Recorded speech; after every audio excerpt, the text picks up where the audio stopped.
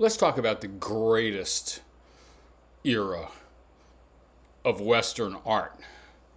I don't know, maybe like modernism or late 19th century, early 20th maybe, but for a lot of people, the cliche narrative, the height of Western art is the Italian high Renaissance. Um, you know, Michelangelo, Leonardo, Raphael. Uh, Art has never gotten beyond that or gotten any better than that. I've heard many people say that. I've read many people saying that. Now, I want to issue an attack on the Italian Renaissance. The painting, the literature, the philosophy, I don't think it makes any sense. All right, here's the conventional narrative. Maybe we don't say this exactly.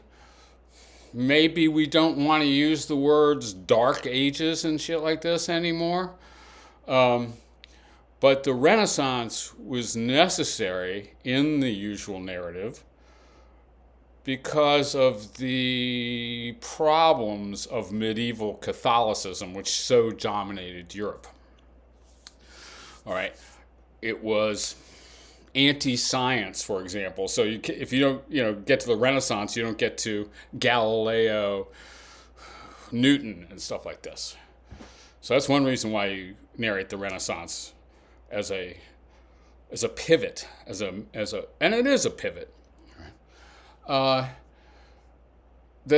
You're dealing with sort of, I guess you'd say, epistemically arbitrary, high-bound, reactionary medieval Catholicism, all right? And modernity can't emerge from that belief system.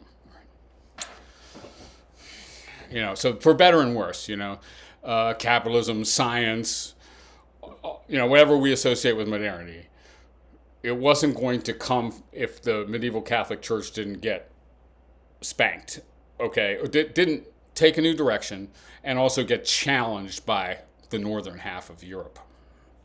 All right. Okay, so how do we get out of the limitations of medieval Catholic theology and into a new period? Well, if you are a thinker in Europe or an artist in Europe in 1400, 1450, or even 1300, maybe you're Dante Alighieri, you don't know anywhere to go. There's no place for you to go outside of medieval Catholic theology and the medieval Catholic institutions that enforce it all over Europe, except classical paganism, ancient Greek and Roman, pre-Christian stuff. That's the only alternative you can see, all right? You're not looking at Galileo and thinking that would be better, You're not reading Descartes and going, that makes more sense to me than medieval Catholic theology. You're going, what is the alternative to medieval Catholic theology? There's only one. Classical Greek and Roman thought and art and literature. Right. And so that's why Dante, the amazing Christian person, apparently or whatever, has Virgil as his guide through, what is that? The Christian hell or the pagan Hades? It's both or whatever. Greek heroes are being tortured down there or whatever too, Virgil, the ancient pagan literary guy, is your guide to Christian theology in Dante. Now, I just want to say that these two belief systems cannot be reconciled. And the result of throwing them together into the same hopper and mixing them all up is just incoherent jive. I'm attacking the Italian Renaissance, man. And the aesthetics are amazing in Raphael or whatever, Michelangelo. But there's limits to how great that work can be because it leans on a completely incoherent, contradictory belief system. Not just like believing P and not P, but believing all of, believing a million P's and a million not P's simultaneously. I see why they couldn't conceive of something else. I see why they got stuck.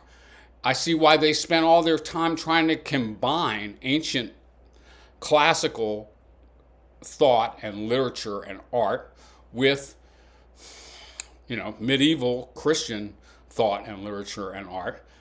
And I see that it ended up having, the effects of leading toward science and all this, like Renaissance humanism is a premonition of modern philosophy in certain ways and stuff like this, and modern science too. But so it's a pivot, and it's a necessary pivot as we look back on it as history developed. You're not going to get to where we are now without the Renaissance. But that is not to say that the belief systems represented in the paintings and the texts make any sense whatsoever. I'll just go like this. Look at the depiction of Jesus on Michelangelo's Sistine ceiling. That is not Jesus, okay? That has nothing to do with any kind of Christian theology whatsoever. That there is Apollo. That's Adonis. Yes, it does have sexual content. Michelangelo's Jesus. It's a sexy, hot, chunky Jesus. Jesus as Channing Tatum is Jesus, okay? It's way beyond medieval Catholicism. And it's certainly, you might compare it to his contemporary Grunwald in Northern Europe, who's not necessarily a Reformation figure exactly. But the way he depicts Jesus in the Eisenheim altarpiece is as a human body being tortured to death. Grunwald's Jesus is a sufferer. And Grunwald's Christianity is a teaching to sufferers. Michelangelo's Jesus is a god, a heroic bodybuilder. Okay. Now, I just want to say this. Michelangelo's Jesus has nothing to do with Christianity, man. It's just like, and it has these two totally contrasting intellectual elements, and it just throws them together without any attempt to actually reconcile them. It just says Jesus is Apollo. Okay, so if that's your assertion that Jesus is Apollo, I just want to say, as a Christian, no, what are you doing, man? You can't do that shit. I guess this is the way I got to this, over all these decades and shit, partly is by not really liking Italian Renaissance art. I much prefer the Northern Renaissance. Okay.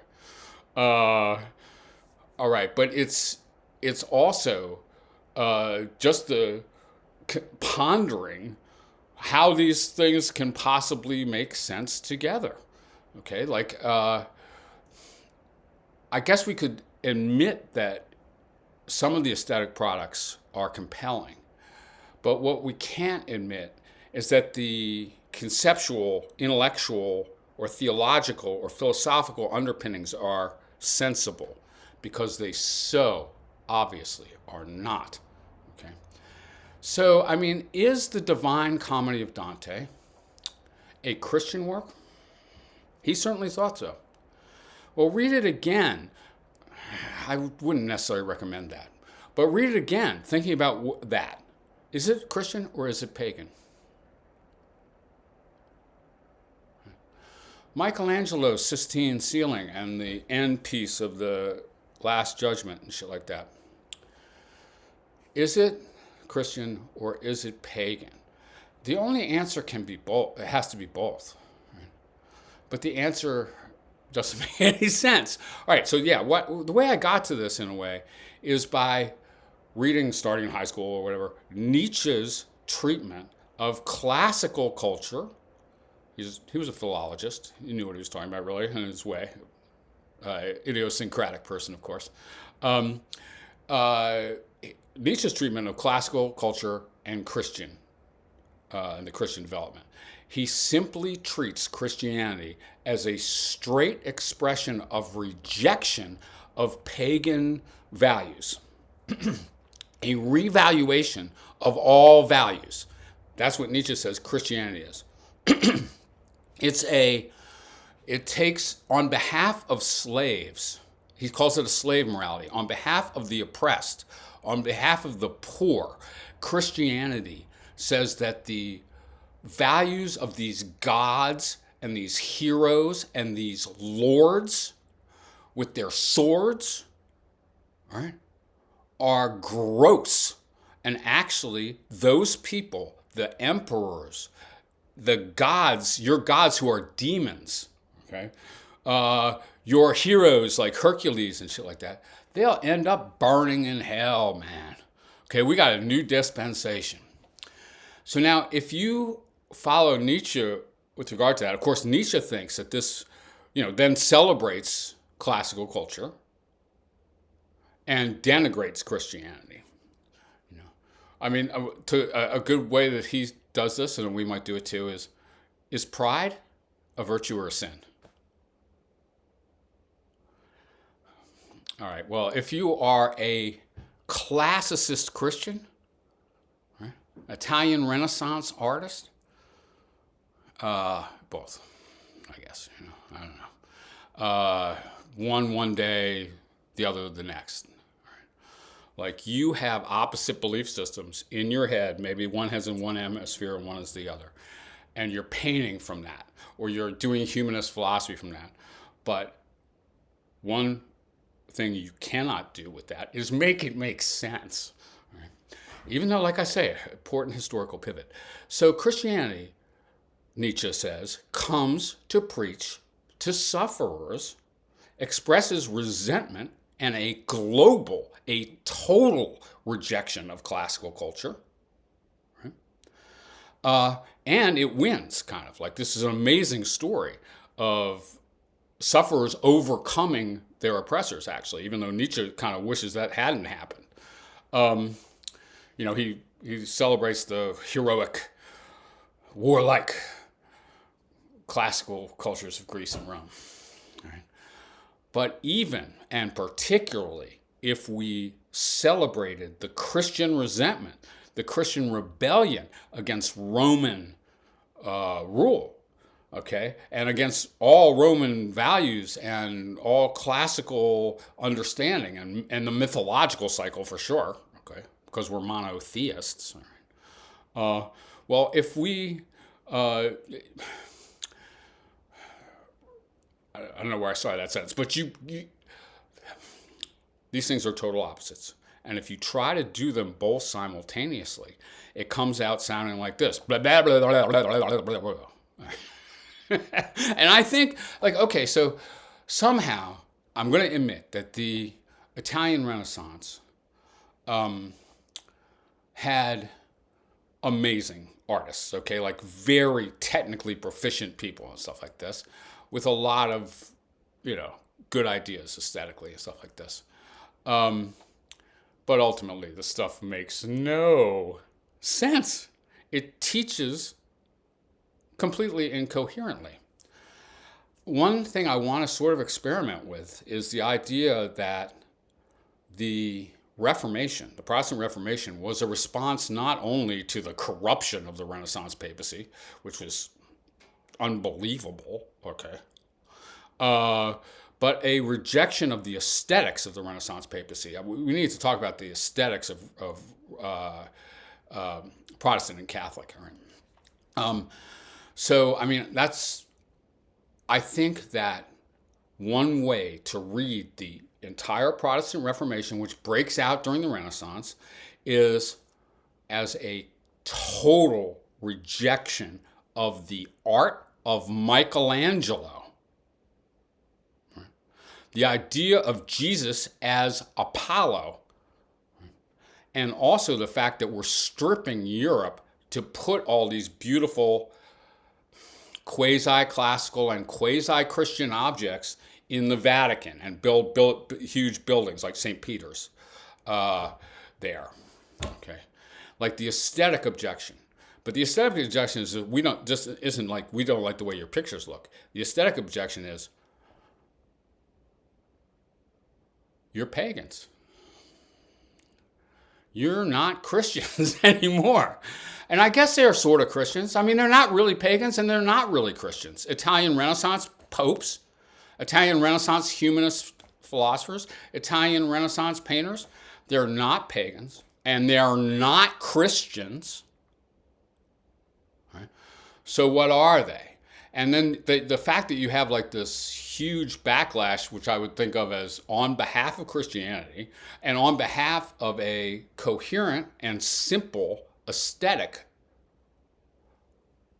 those are the developments in the Northern Renaissance and in the Protestant Reformation.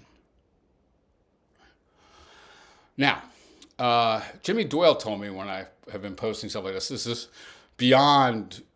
contrarianism beyond what can even be accepted. And I realize that. And I realize that I am a contrarian, and this is just the kind of thing I love to say. Just a little provocation. But you know what? I want to see you make sense of the theology of Michelangelo Buonarroti, because that shit is bullshit. Jesus is not Adonis. That represents some kind of sexual as well as theological confusion, man. All right. Later on, y'all. That's my big idea today.